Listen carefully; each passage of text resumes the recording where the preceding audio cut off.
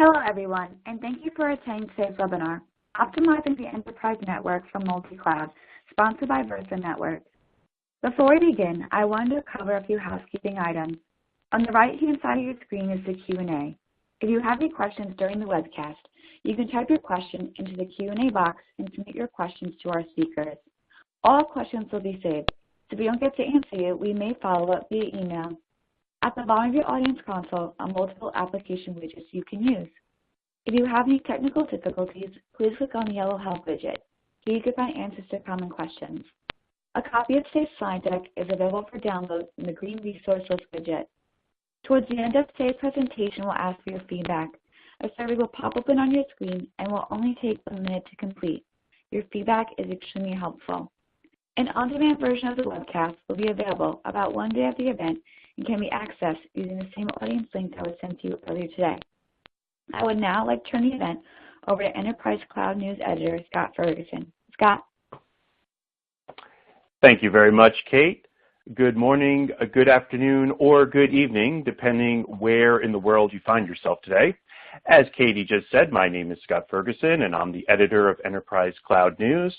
And we are here today to talk about a topic that is starting to gain some serious attention in the enterprise.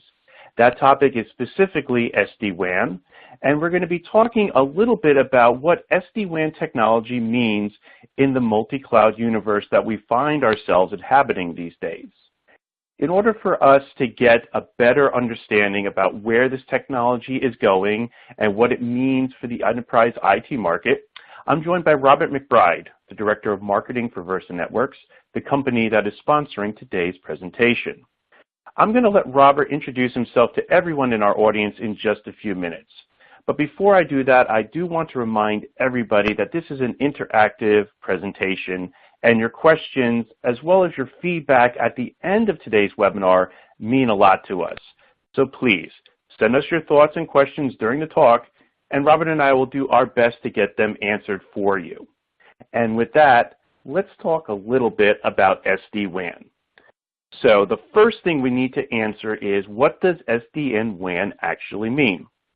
SD-WAN, as you may or may not know, remains a relatively new technology, although it's one that's starting to gain some serious traction in the enterprise as more companies adopt a software-centric approach to their infrastructure and this is very important, increasingly rely on automation to help with the more routine tasks of IT in order to make the network, the infrastructure, as well as the overall enterprise more efficient.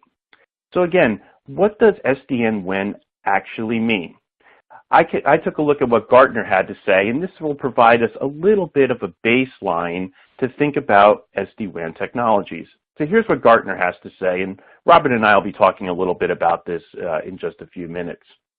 SD-WAN solutions, according to Gartner, provide a replacement for traditional WAN routers and are agnostic to WAN transportation technologies. SD-WAN provides dynamic, policy-based application path selection across multiple WAN connections and supports services chaining for additional services such as WAN optimization and firewalls.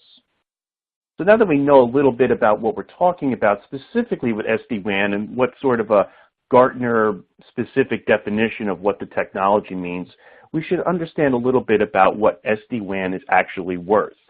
And here it gets a little tricky because it is a new technology. We're still trying to get a handle on what it means for the enterprise.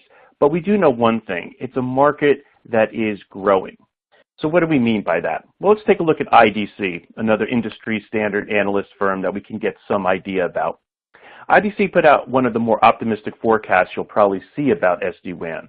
And the analysts there believe that it will reach over $8 billion in market revenue by 2020. And that's a compound annual growth rate of about 70% per year over these next 4 years. So that's pretty impressive. However, I also did a story quite recently for the site about a more cautious analyst firm called Futurum, and they saw SD-WAN breaking into the 1 billion mark by 2019, and then totaling about 1.6 billion by 2021.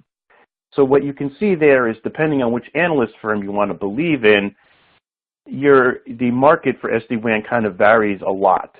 But we do know one thing by looking at both those numbers and some other studies that are actually out there. We do know that the market is growing.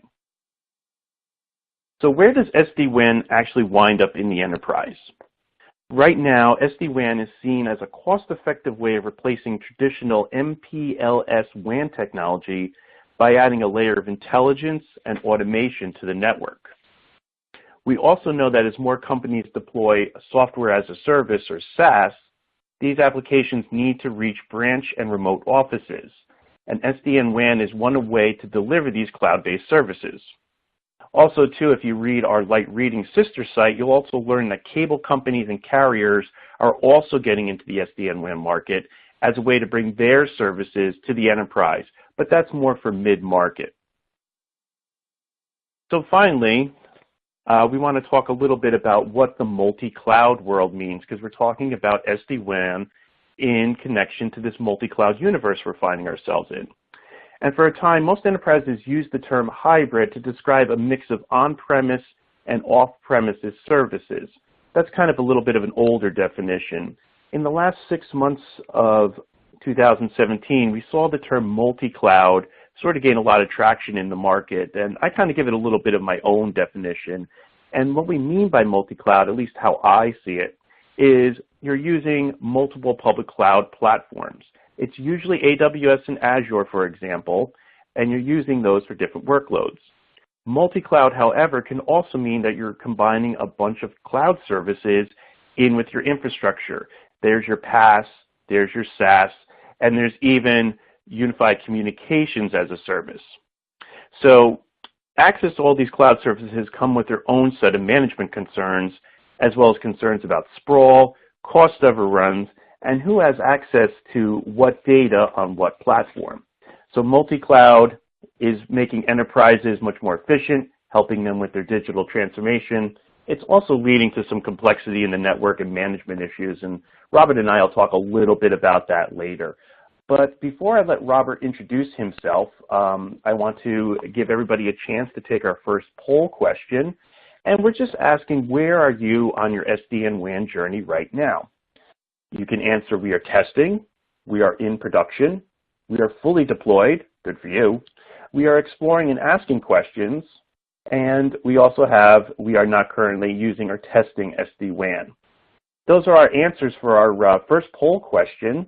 And while we give the audience a little time to digest that and to give us your answers, I would let Robert introduce himself quickly before we give our poll results. Robert, can you tell us a little bit about yourself and Versa Networks? Sure. Thanks, Scott. Hey, everyone. Hope everyone's having a great day no matter where you're at in the world. So obviously my name is Rob McBride. I'm currently Director of Marketing over here at Versa Networks, responsible for all the cool software-defined kind of solutions and infrastructure solutions that Versa is focused on. Primarily software-defined WAN, which is obviously a focus of today's call. But obviously we have some other elements associated to security and a lot of other different, more infrastructure-related type of solutions in our portfolio that we work with a variety of our managed service partners and things. I've been in the industry for a while, specifically within the SDN space. I think now if I go back to around 2012, where I was, doing PM work, trying to drive things related, to things like OpenFlow and stuff. But from the SD-WAN perspective, this is a pretty exciting market. It's really fun to kind of try and be a marketer, if you will, on this side here. It's obviously something that I think that we can all agree on that has begun to really kind of disrupt the way that we look at the connectivity services market, whether you're from a service provider perspective or an enterprise that either needs to, build it or actually kind of consume it. With that, I'm really excited, hopefully, to go through today's conversation, and let's kind of take a look and see where the results are.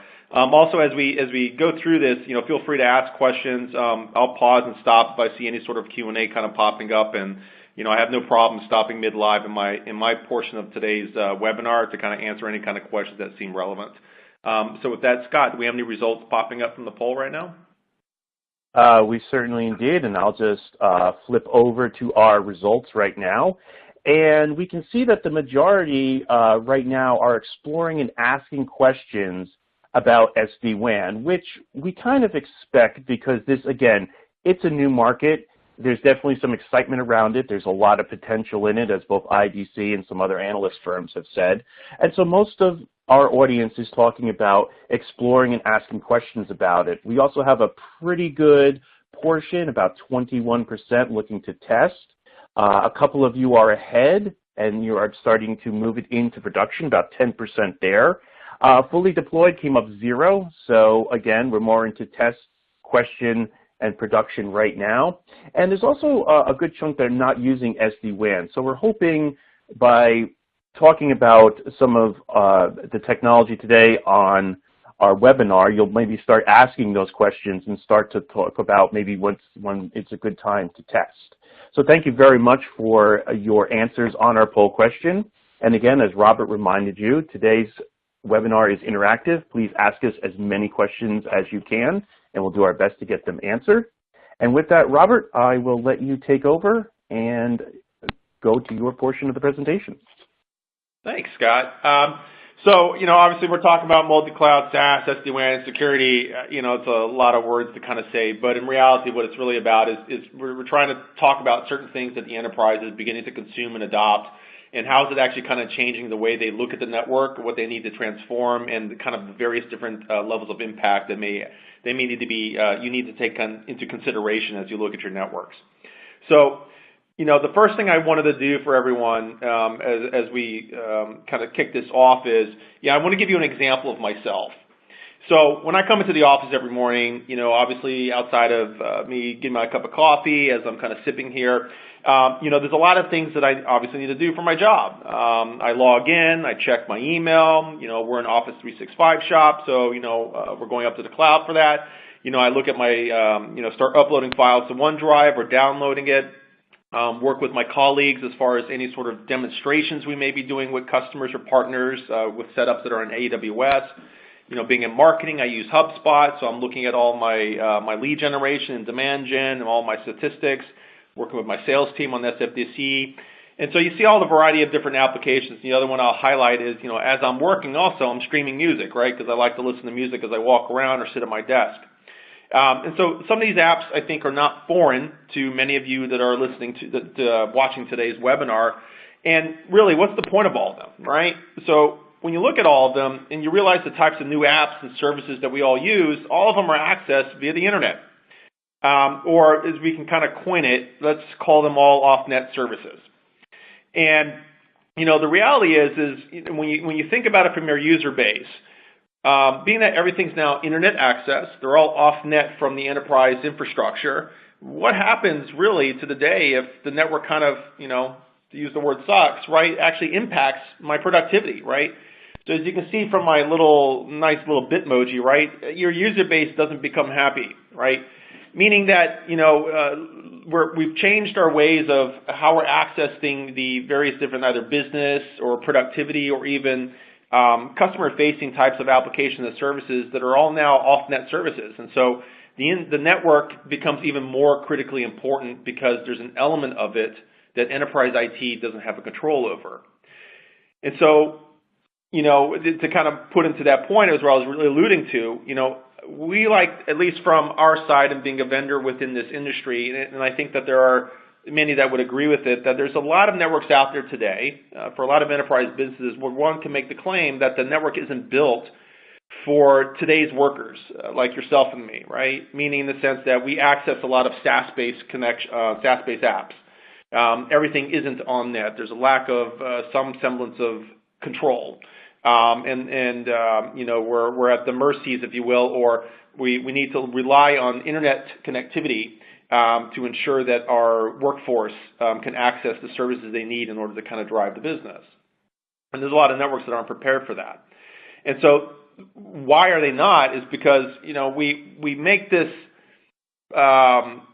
characterization of the legacy WAN and how things might have or have been architected as we like to characterize, right? Obviously, not all networks were built this way, but many were. And not all are MPLS. It's really more so an annotation of saying private line connectivity. But obviously, everything was centralized. And as we kind of move forward through all this, the apps of today are very real time, right? If For example, this phone call, this webinar that we're actually on right now, the handset I am using to talk to you is an IP handset. And so now I am driving real-time services over the network. I'm viewing my webinar and using a console that's real-time across my web interface to interact with you, right? The point is everything's real-time going over the network at much more higher volume. And if you take a look at the way the network works or how it is architected, a lot of it's cloud, everything's coming through the internet, there was centralized access for that, going across private line access, may not have been enough bandwidth to get over to the branch site, ends up happening, users could complain, productivity decreases, you get bad, no smiley faces happening across the board. And so that's how we kind of characterize the legacy WAN and why one can make a statement saying it's not suited for multiplicity of clouds or a variety of different SaaS services like SFDC, O365, or what have you. So obviously, I think it's no surprise that this is a thing for all enterprise IT to sit and pause and say, hey, maybe it's time for a change. And this is why things like SD-WAN are kind of disrupting the market. But it's really about, you need to re-architect the network so you can be for multi-cloud and SaaS, as that seems to be a trend that a majority of enterprise IT is going to be moving toward. But the real question is how, and what do you do it with what? So, obviously, what I've done here for everyone is I've overly simplified the variety of different options and methods of change that enterprise IT can adopt. So I'll go through each one very briefly, right? The first one is, the most common example for option one would be maybe say, as we like to coin it in our world, maybe like a retail business that's giving us guest wireless services in the store. And obviously they got their own corporate services or business services like, POS. So build out separate infrastructure for each.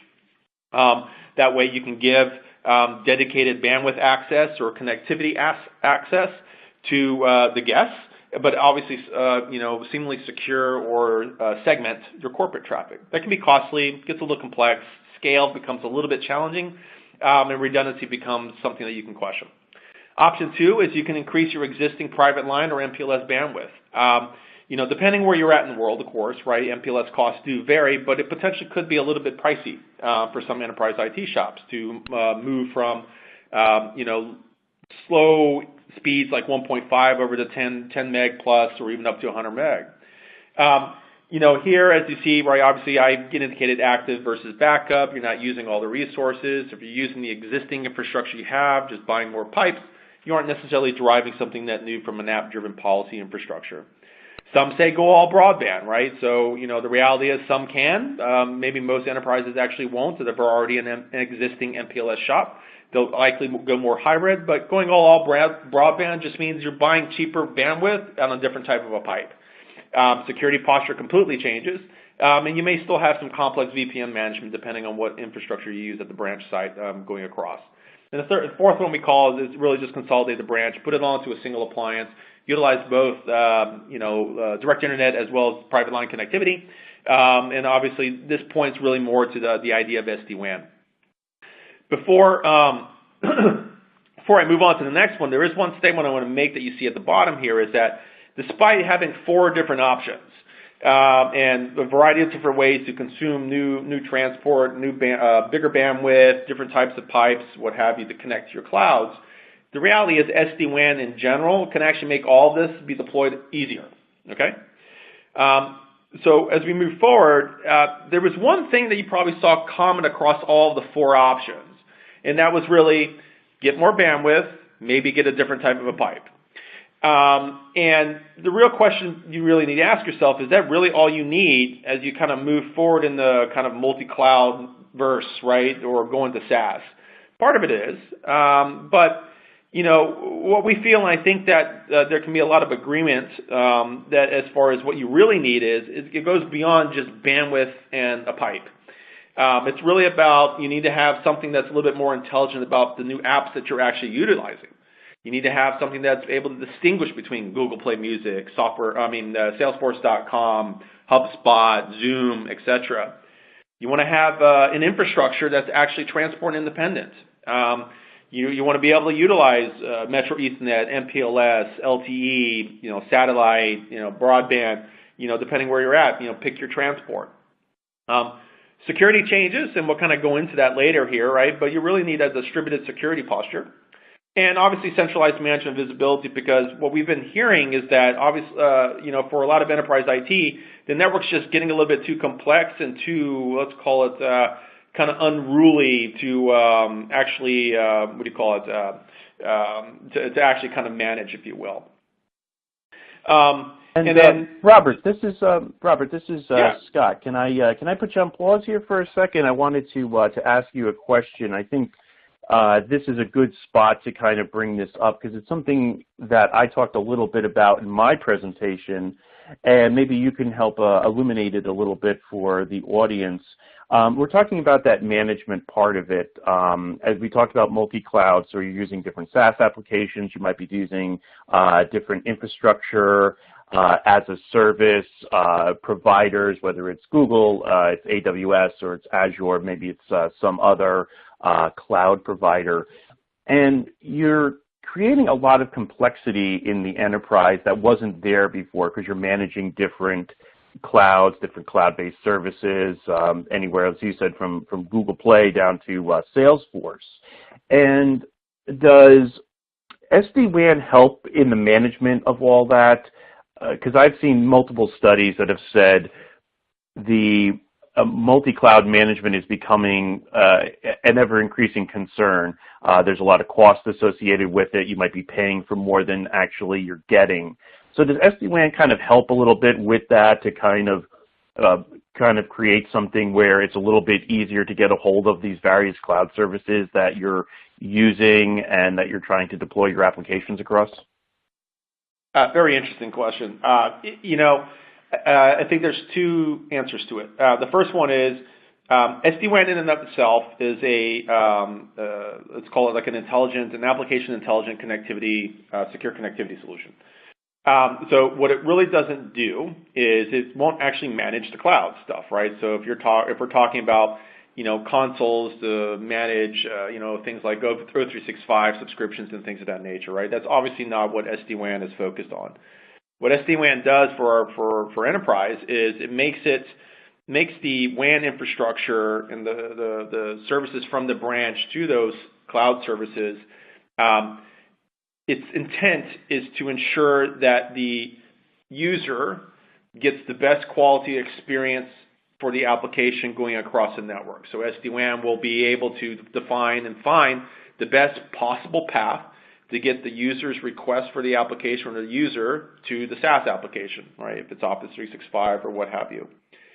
The other thing it actually does that helps enterprise IT from, let's call it management or visibility perspective, it allows a high degree of segmentation of policies on a per application basis.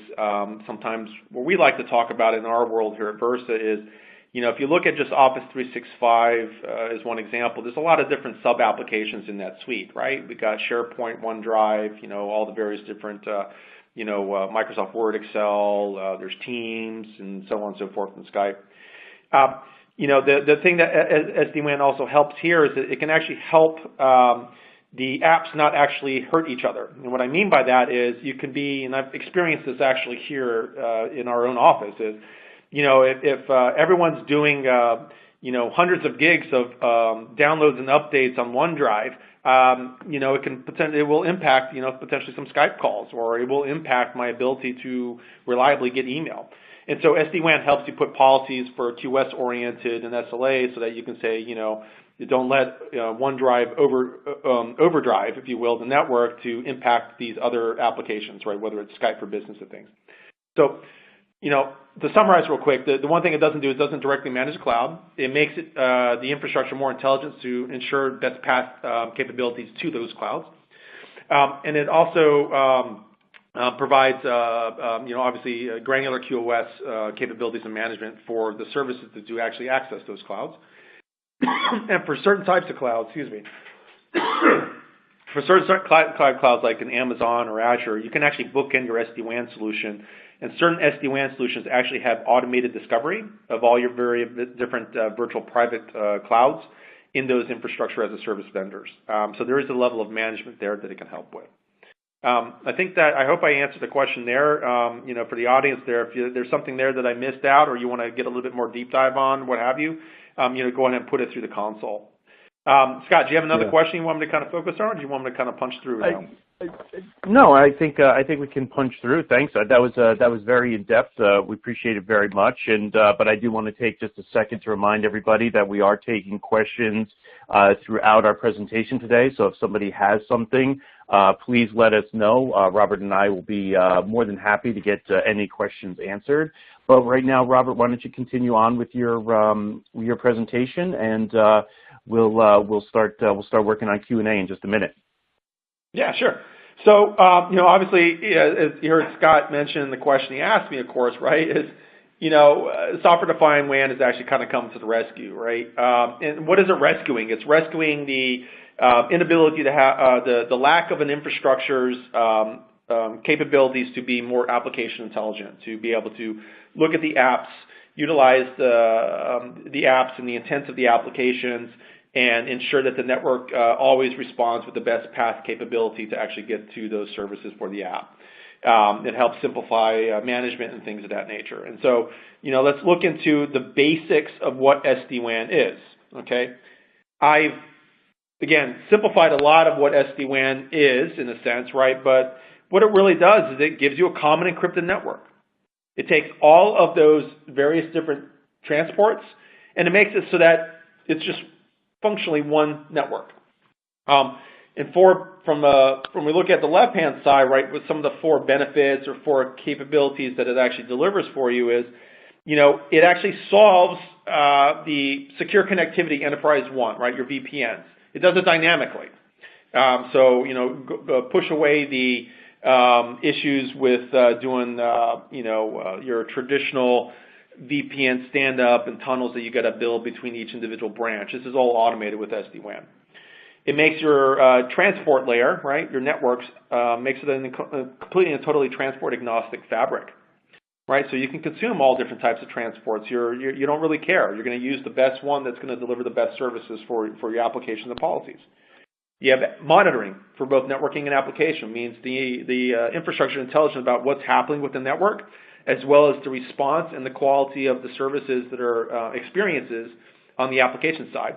And then has policies geared to use both of that information to, change how traffic's being moved across. And then obviously then it centralizes everything from both management, control, as well as visibility.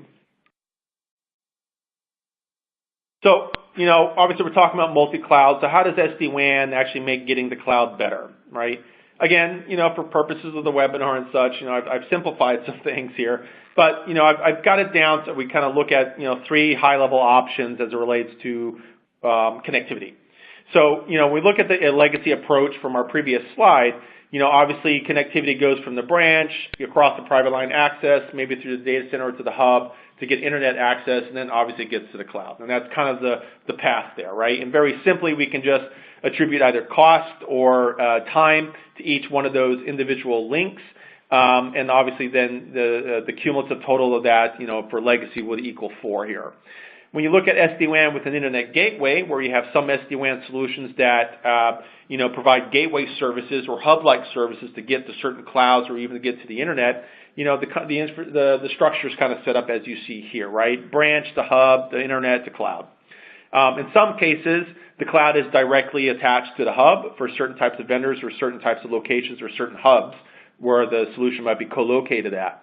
And then obviously you can do local breakout, which is really the allure that maybe SD-WAN provides to the enterprise IT. I'm going to do internet breakout locally at the branch. And so there, you get direct connectivity to the cloud, logically, right? Logically, because you're connected directly to the internet. So the real thing is when you're looking at your new solutions for multi-cloud and for SaaS, the real question to ask yourself is why don't you take the most direct path to cloud, right? Because if you talk to certain cloud providers, or like, for example, like Microsoft is one, right? They'll just say, get the traffic to me as fast as you can. We have some of the biggest data centers in the world, and we can handle it once you get it to us, and we have presence across the world. So your goal should be just getting it to us as quickly as you can, and maybe direct internet access or punching it straight to the internet will solve that, right, and get that to us as quickly as possible. So you have a lot of folks that say just take the most direct path there. And I've simplified this. There's other options. You can do special connectivity services into various different hubs that you can buy from providers and things. But net, what we're talking about is, as you look at SD-WAN, SD-WAN reduces the number of hops. As the reduction of hops reduces the number of latency. But also SD-WAN gives you the opportunity to more easily consume and deliver local internet breakout for the branch. But when we look at that, right, hopefully, I wonder how many of you will actually kind of recognize the graphic here with the Danger Will Robinson. But, MultiCloud and SaaS actually changes your security posture. And honestly, that's probably the most important thing to walk away with from this webinar, is as you look at SD-WAN and you start wanting to deploy direct internet access for local internet breakout, you still need security.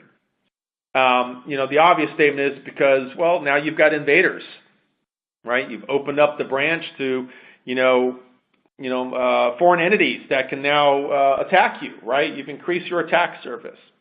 The idea of having a centralized security strategy maybe actually will negate the benefits of you having that kind of fast path connectivity to the internet into the cloud from each of the individual branches. So you kind of got to rethink what your security posture is and how do you actually deploy that. And so with that, very similar to the previous picture, I've kind of simplified a couple things, and I've taken 3 different views. So in some of our engagement with customers, this is what we've seen might be looked at as being deployed or what have you. The top line is centralized, but I want to call out that there are some cases, because of where security appliances are going to be located at, they may not be doing local internet breakout. Instead, they're just doing internet for site-to-site connectivity. To which case, as you can see, the number of hops, the method of the traffic flow to get out to the cloud in order to go through the security appliance, right, the guardian, if you will, right, that's going to do the scrubbing before the traffic gets there and actually comes in. When you look at it from a cloud deliver perspective, you have a number of security vendors out there that actually provide it as a service. And so from the branch, right, you go from there to that cloud service, and then from them they punch it to the internet or to the various different SaaS applications you want to get to. Then the third option is actually deriving it on-premise, but there's 2 different flavors. One, you can either take the old approach of having separate physical appliances or virtualize all the appliances together, but ultimately there's a level of service chaining that's involved between one function to another, locally at the branch to then go direct to the local internet breakout and then obviously get your cloud service. The fourth option, located with on-premise, is actually having an integrated solution that reduces the service chaining and some of the management aspects that we can talk through to give you local internet breakout that gets to the cloud. The point is, the reality is security is going to completely change. We've chatted with customers. A lot of customers don't even have firewalls at the branch. If you're going to deploy direct internet access at the branch, well, you're going to want to secure that door, right? Because you've got nice big guardians in your data center and a centralized location, but now you've got a side door. You obviously want to kind of protect that side door and make sure that invaders don't come in. And so your entire security strategy changes, and you need a little bit be more distributed. So, as we come up near the close of all this, the end goal actually, right, for anybody, as we like to say, really should be about software defining it all, right? So you want to be transport independent so that you can actually get better connectivity to your clouds. You want to make sure that your network is actually driven by application SLAs, meaning it's intelligent about apps, so it knows what to do with the apps and how to take the behavior of the network and treat the applications with the best possible path and connectivity. You want to be able to get there safely and very quickly from a cloud perspective. A lot of customers actually really want to consolidate all of their services because things are just getting too complex, right? The value of SD-WAN is you can adopt a new technology and not have it make things more complex, right? So it doesn't become more fearful. And obviously centralized visibility and management. Don't ignore the power of visibility. I'll just make that statement here. That's one of the huge values of looking at SD-WAN, to connect to multiple clouds or just change your entire enterprise corporate network. If you can't see it, you don't know what's going on. And the fact that you can centralize all your management visibility utilizing SD-WAN gives you a huge benefit and opportunity, not only on the security front, but obviously on the network front, but also gives you visibility into really how are your applications being served and how are they actually behaving. Again, if you can't see it, then you don't really know. And so depending on the vendors and how you kind of evaluate your vendor choices, visibility does differ from an analytic perspective. Some give network, some give apps, some give it all. So obviously do your due diligence there, but having visibility in how the network is performing, what's occurring on the network from both network events as well as security events is incredibly important, and don't discount that. So, as a quick review, obviously, everyone's got challenges related to digital transformation. We call it that, but, we're talking really more about multi-cloud connectivity and SaaS. You're getting, users like myself from the previous slide. We saw my head on fire. There's a poor UX because of non-direct access. Some customers are some of you enterprise IT are challenged by, WAN bandwidth being a little bit too cost prohibitive for potentially you to address some of your challenges and projects. And things are just getting a little bit too hard to manage in general. And so when we look at that, what does it mean? Well, when we come up with something called software-defined branch from a Versa angle, but what it really means is, software-define everything, right? Simplify what's in your branch. Make the branch more intelligent. Collapse functions. Have things running either on a simplified, consolidated appliance or put it in the cloud. Look at your transport strategy. Looking at hybrid WAN. Look at direct internet access and connectivity. Augment your existing MPLS with internet or broadband connectivity to kind of help consume larger amounts of bandwidth. And obviously utilize SD-WAN to kind of help secure your access across your enterprise network, but also to your cloud services. To kind of end on a little bit of a funny note, right? The actual result really is really, having all of your users kind of jumping around and prancing and going, "Oh, happy day," right? As an enterprise IT owner, for network operations, if you will, right? You obviously want your users to kind of figuratively look like this, right? You want the network to be serving them well. You want to make sure that the new services and applications you're deploying, whether they're SaaS-based or maybe in private-based, are providing them a great experience, and then the network doesn't hinder your ability to deliver that service. And with that, I think, Scott, I think we have another question in the poll, right? Yes, we do. Thank you, Robert. That was fantastic. Thank you so much for going over everything with that level of detail. We appreciate it.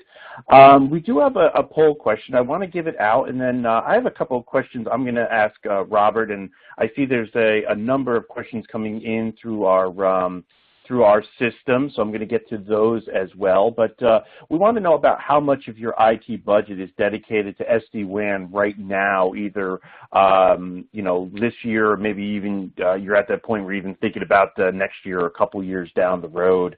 So we just start off with none at the moment. That's where you have about 0, less than 1%, between 1% and 5%. Between 5% and 10%, and then we also have the option of greater than 10%. So if you can let us know about where your budget is for SD and WAN, we'd really appreciate it. And with that, Robert, I wanted to ask you a question, because this kind of goes back to what I was talking about at the beginning of our presentation, where we have in this market widely varying degrees of where everybody thinks SD-WAN is. So you're living and breathing this sort of every day. So you have IBC with going up to an 8 billion market, and you have some other firms saying it's closer to 1 billion. Everybody says it's growing, but how big do you think the market is right now, and kind of where is the room to kind of grow from here? I'm curious to see where you're seeing that from an on-the-ground point of view. It's kind of difficult actually to do that from my point of view, right? Because being on the ground, I live this every day, and to me, SD-WAN's the greatest thing since sliced bread, right? So I think that everyone's doing it, and I think that everyone's going to do it. But I think in reality, from the various different analysts and kind of who you talk to and where the numbers come from, I think a lot of the variance really comes onto the premise of, is the branch router going to go away? Does the branch router change? Does the branch router change into an SD-WAN appliance or to an SD-WAN router?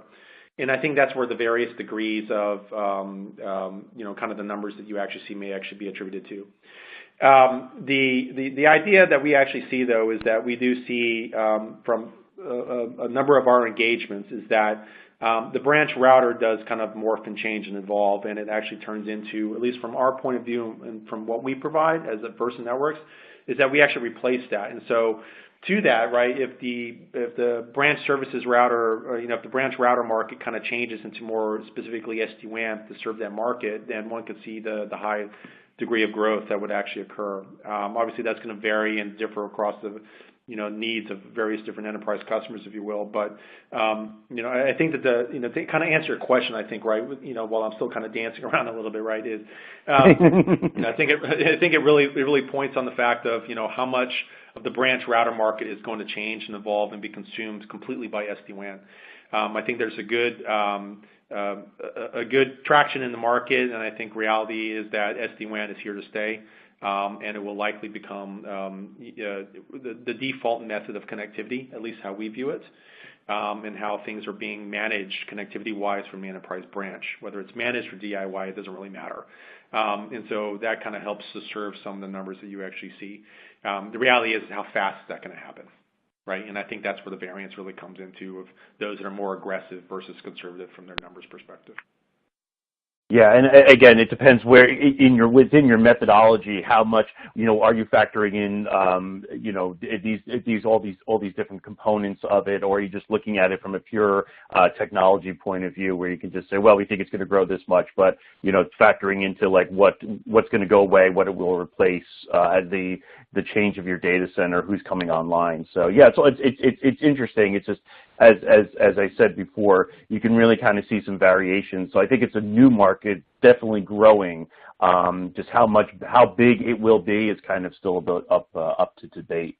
But when we're talking about that, maybe our poll questions can give us some answers into where this market is going by telling us a little bit about where your spending is right now.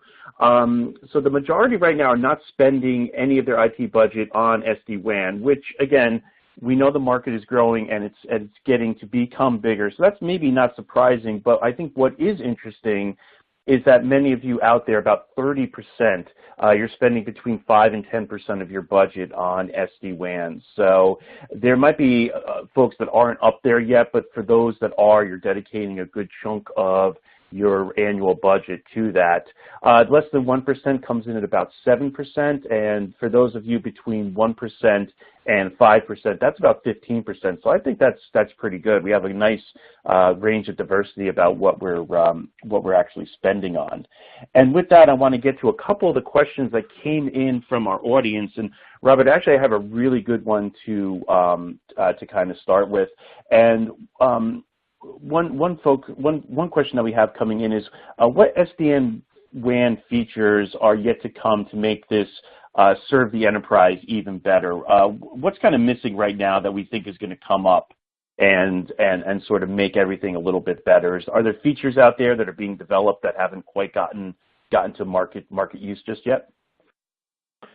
That's an interesting question. I think from our point of view, I think we can say it's the variance across a variety of different solutions really come down maybe on utilizing some legacy approaches to what's happening on the WAN. And so what I mean that not to be coded with it, right, is things like WAN optimization or TCP optimization, things like that being embedded.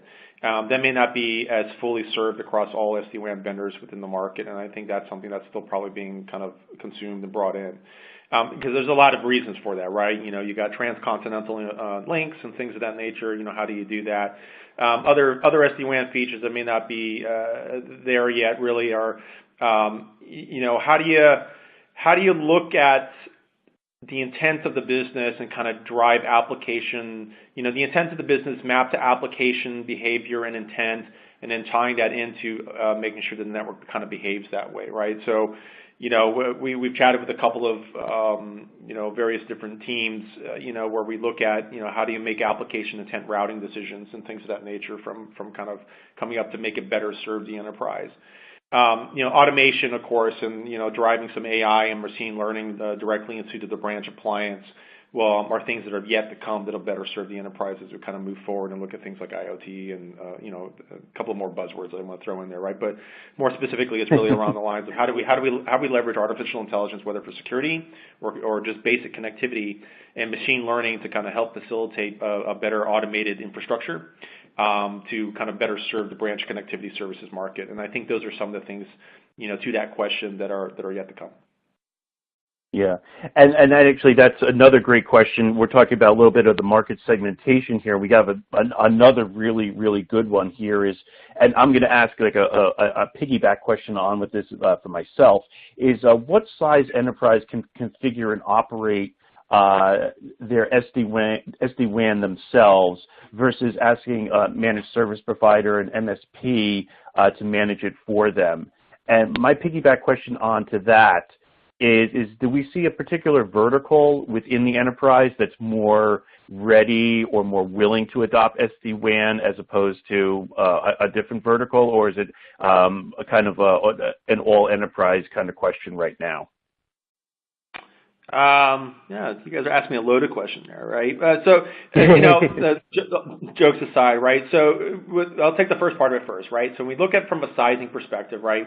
Our engagements have have this being picked up by, it's serving all size enterprises.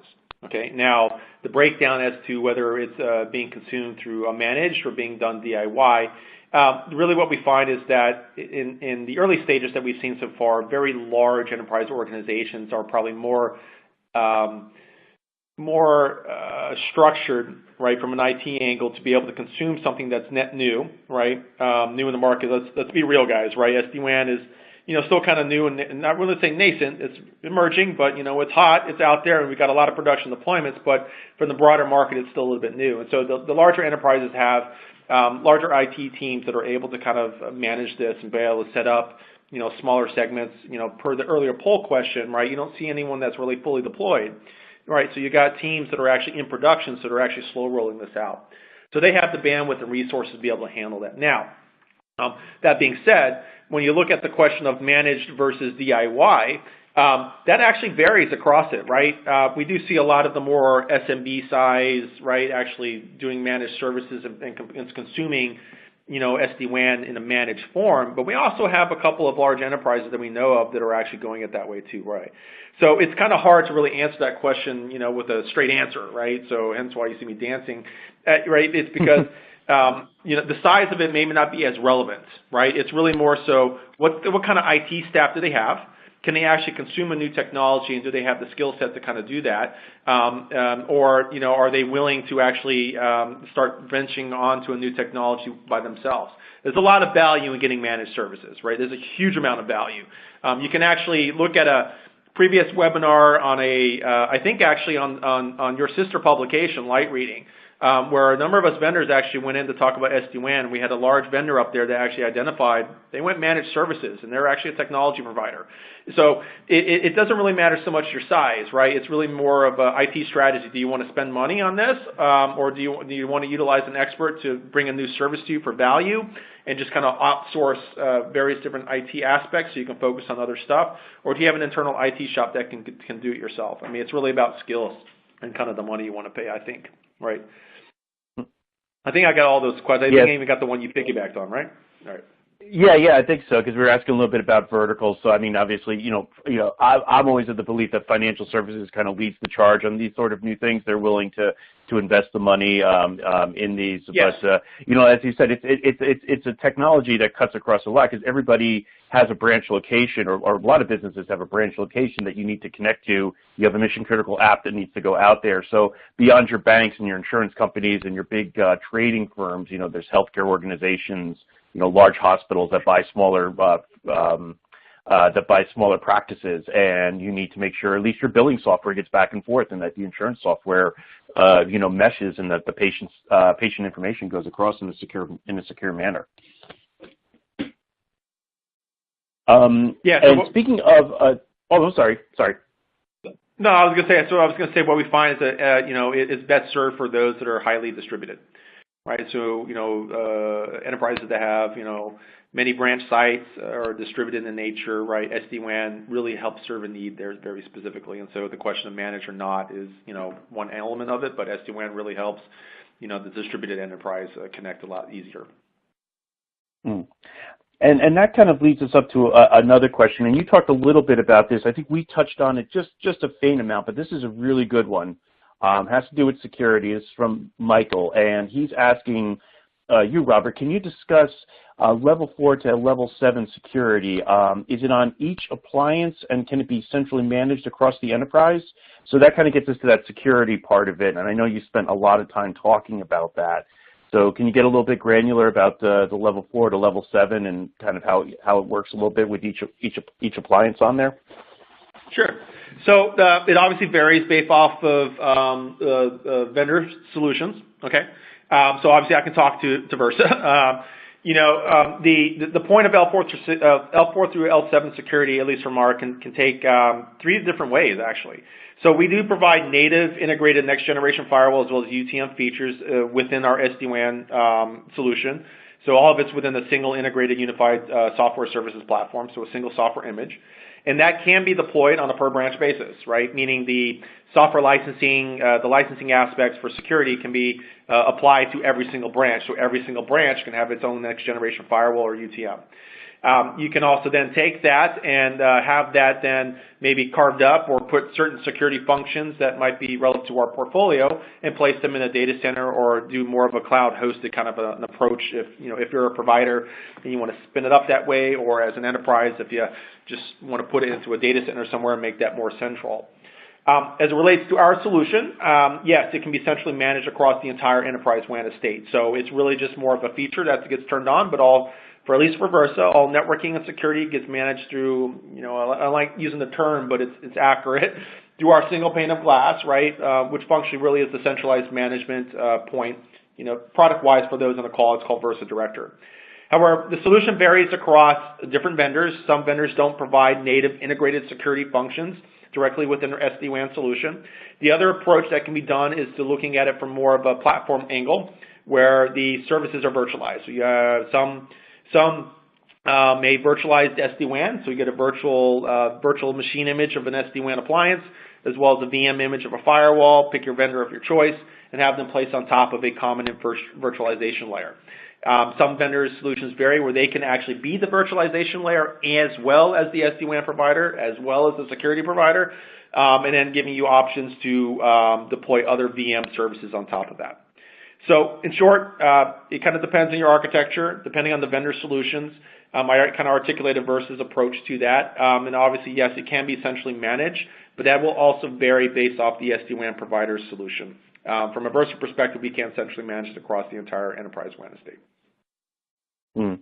And speaking of Versa, we had one of our listeners with a couple different questions about some specific Versa technologies. I want to grab at least one because I have a couple other questions to get to, and I want to be fair to everybody who's been asking.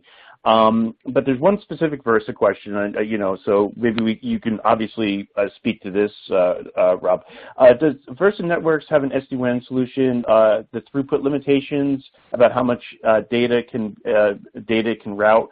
So with your SD-WAN, is there sort of limitation about how much data can go through, or is it pretty wide open at this point? I guess it depends on your application that you want to send through, or what traffic you're sending across that network. I guess I'll be bold and say no. There's really no limitation, right? So I know this is recorded, but so let me clarify by that. What I mean by that, obviously, is that the performance aspects are really driven by a function of the underlying hardware, right? So, what are the interfaces that you've got? What's the type of compute node? Since we run on White Fox, how many cores are there? What kind of cores are they? I know it's beginning to sound very complex, right? But that's really what helps drive the performance factor associated to it. From a licensing angle, for what we know in our software we can support, there really is no limitation as a result of the amount of data that we can actually route or actually serve. Certain types of functions perform better than other as a result of how compute intensive that they are, things like encryption, AV, and things. versus traditional routing or traditional forwarding or just standing up our SD-WAN tunnels. So very simply, very quick answer to you is, realistically, there is no limit. We do limit it based off of licensing that we actually provide, for our bandwidth licensing. If you want more information on that, reach out to me direct, and I can kind of give you some more specific details on that or get you in touch with someone. That's great, Robert. Thanks. We appreciate that. And as we're coming up to the top of the hour, I do want to start. Getting us ready to kind of wrap up a little bit and get us all back on to our regular workday. But speaking of network traffic, this was one that kind of came in a little bit earlier, and I think this is maybe a good point for us to kind of get to an end point because it had to do with SaaS, and we started this conversation talking about MultiCloud, where SaaS is a big part of that. So within SD-WAN technology itself, Robert, is there anything that it needs to know to appropriately steer SaaS traffic to benefit the application intelligence or to create a bookend solution? How exactly does that work, especially if we're talking about delivering, say, a CRM from a certain company? We won't say which one, but say a CRM solution from a big company to your branch office. How does SD-WAN actually know how to make all that work? There's a level of, talking to elements of versus solution. There's an element of passive as well as active monitoring going across the entire network. Looking at application data, looking at the number of retransmissions for the apps and things. So the first thing that actually happens with SD-WAN is because of DPI capabilities, you can actually see the app and see the data behind the app. So it's actually specifically this, unknown, unnamed CRM application that you're actually talking about. So it's that app. You have specific policy to say, for this app, I want to ensure that we do not cross these thresholds related to delay, loss, and jitter and things of that nature. So your characteristics of the quality profile for the app, and make sure and give me a transport that actually can serve and meet these specific metrics. So even whether it's bookended or not bookended, we're watching the underlying transport, looking at transmission behavior of the application in those sessions, so we can kind of determine what transport is best to use. Obviously, in the bookended solution, there's very specific intelligence that's being sent between SD-WAN nodes as far as application data and analytics. However, in a non-bookended situation, what we've seen and have customers actually do is that you can actually bookend it. You may not bookend it directly in that CRM vendor's infrastructure, but you can begin to deploy SD-WAN in various different hubs to kind of get close to maybe some interconnection points that they have. So you can actually drive that level of SD-WAN intelligence closer to their specific cloud entry point. But given, and in summary, what it is, we because of DPI, of course, all of us have it. We can crack really hard inside the packets and the traffic, understand what the app is. You define policies that say do not go above these thresholds. Assign those policies to the underlying network that say, if the network can't serve and meet these specific policies, find me a network path that can, and make sure the app is going that way. So direct internet access may be the preferred path, but if it starts suffering, you might be able to find a different path through your other internet connectivity or even through private line connectivity. So it's about seeing the app, knowing the app, having specific policies toward the application, and having an infrastructure that's able to actually look at session data and then be able to respond appropriately from the network and seeing what network connections can actually serve the policies that you want to serve up for that specific app. I hope that answered the question a little bit. It does very much. Thanks, Robert. And with that, we are coming on to the top of the hour, so we want to thank everybody. Versa Networks especially wants to thank everybody for joining our webinar today. As we mentioned in the beginning, my guest today was Robert McBride. He is the Director of Marketing at Versa Networks. And for your benefit, my name is Scott Ferguson, and I'm one of the editors at Enterprise Cloud News. We thank you very much for joining our webinar today, and for Robert for taking some time out of his schedule to talk a little bit about the SD-WAN market. We want to thank everybody for all of their questions, and if we didn't get to one of your questions, we'll make sure to reach out to you and do some follow-up. So don't fear with that. We will get in touch with you. And before I say goodbye overall today, I want to let everybody know, because Katie reminds me all the time of this, that we do have a survey that you can take at the end of our webinar. This helps us a lot. It helps us with all of the webinars we do across Light Reading. It gives us some valuable feedback about what's important to you and how we can improve the experience as you go. So right there on the last slide, you can take a look at that link, click on it. It takes less than 30 seconds to fill out our survey, gives us some very valuable information, and allows us to serve everybody better. So with that, as it comes to the top of the hour, I will say good day to everybody. I will say goodbye on behalf of Robert McBride for helping us out today. And my name is Scott Ferguson. I am the editor of Enterprise Cloud News. And until next time, have a wonderful day.